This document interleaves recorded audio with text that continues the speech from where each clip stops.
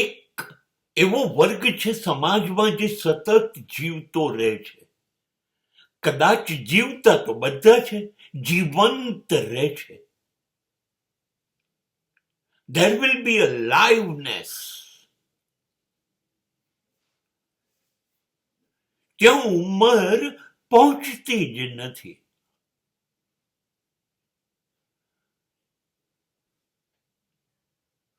હું નહીં હોઉં તો પણ હું જીવતો હોઈશ.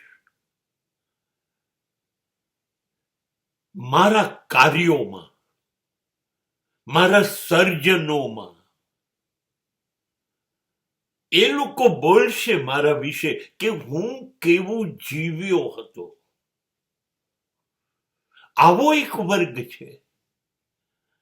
પછી they may be scientist, they may be author, poet, they may be painter, they may be coach, they may be sportsman. But they will be engaged with creativity. Creation is their life. એ લોકો ગુંગાય છે, મૂંઝાય છે, જિંદગીનો કોઈ અર્થ નથી એવું લાગ્યા કરે છે જો એ લોકો કશુંક સર્જન ન કરે તો. કેન્સર કરતા વધુ મહાન પીડા થાય જો કવિને કોઈ નવી કવિતા ના ફૂટે તો. કોઈ ચિત્રકાર નથી, નવું ચિત્ર એની પીંછીમાંથી ઉતરે નહીં તો. કોઈ લેખકને ગજબની નવલકથા લખવાનો વિચારનું બી એના મગજમાં ન આવે તો. I want to do something new.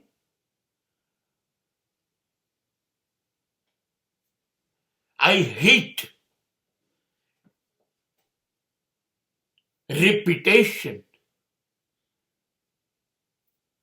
To live a routine life is not my subject and my way of life.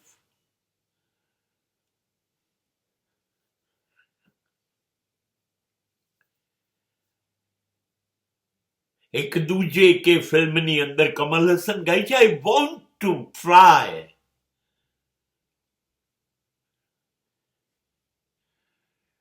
મને જીવવું છે, ઉડવું છે, દોડવું છે, કૂદવું છે, ગાવું છે. And with no intention.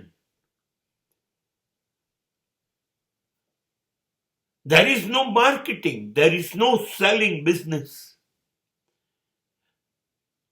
I don't want any publicity because it is for my pleasure. My creation is not for the sale.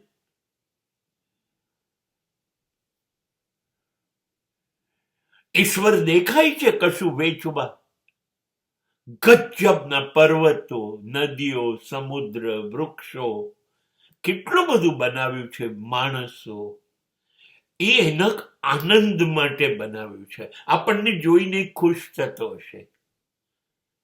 એ ખુશ થતો હશે રવિશંકરની વીણા વાગે,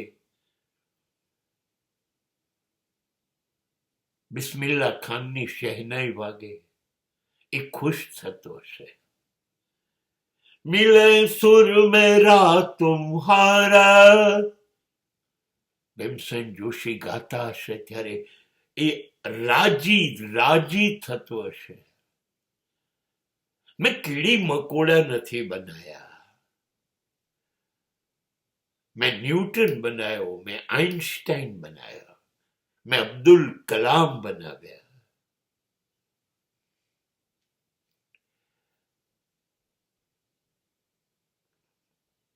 એ કેટલો ખુશ થતો હશે જ્યારે માઇકલ જેક્સન નાચતો હશે.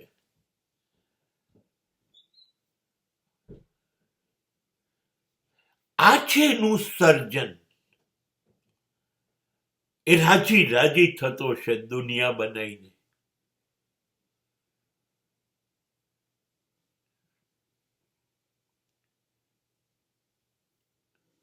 બસ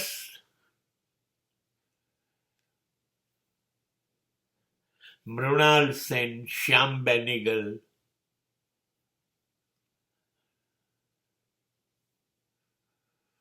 આ બધા જે ફિલ્મો બનાવે, સત્યજીત રે, થિયેટર પહેલા દિવસથી ખાલી હશે.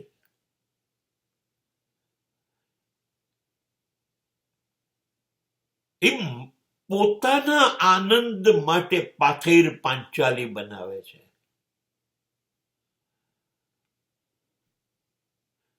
ગોવિંદ નહેલાની પોતાની ખુશી માટે અર્ધ સત્ય બનાવે છે.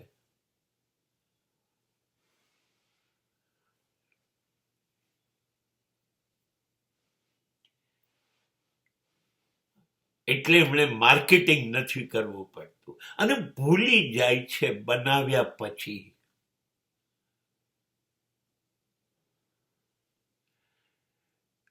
અદ્ભુત વસ્તુઓનું સર્જન કર્યા પછી બીજી આનાથી શ્રેષ્ઠ અદ્ભુત વસ્તુ ક્યારે બનશે એના વિચારમાં લાગી જાય છે, ખોવાઈ જાય છે. એને દુનિયાના ક્રમ સાથે કોઈ નિસ્બત નથી. અહીં પશ્ચિમમાં મહાન સર્જન સાહિત્યનું થયું છે. એ લોકોએ કેવી રીતે કર્યું એ વધારે ઇન્ટરેસ્ટિંગ છે. જો એનું સર્જન શું તો એ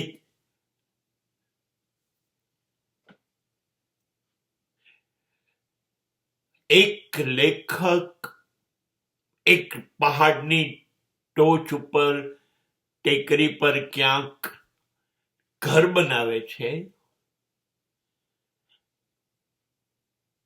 અને એમાં 40 વર્ષ લખે છે. કઈ નથી છપાવવું, મારે બુક્સ નથી બનાવવી.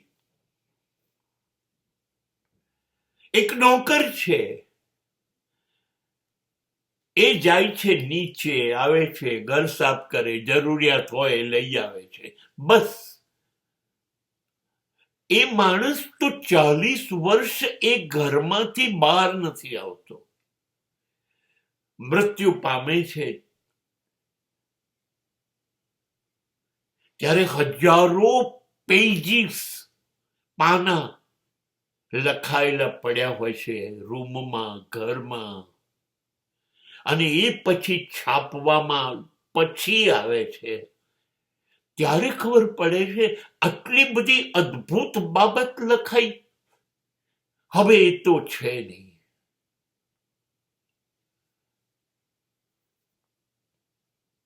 સાચે જ ઈશ્વરથી મોટો કોઈ સર્જક નથી. અને જ્યારે જ્યારે લોકો એવા કે જે સર્જનમાં જોડાય છે,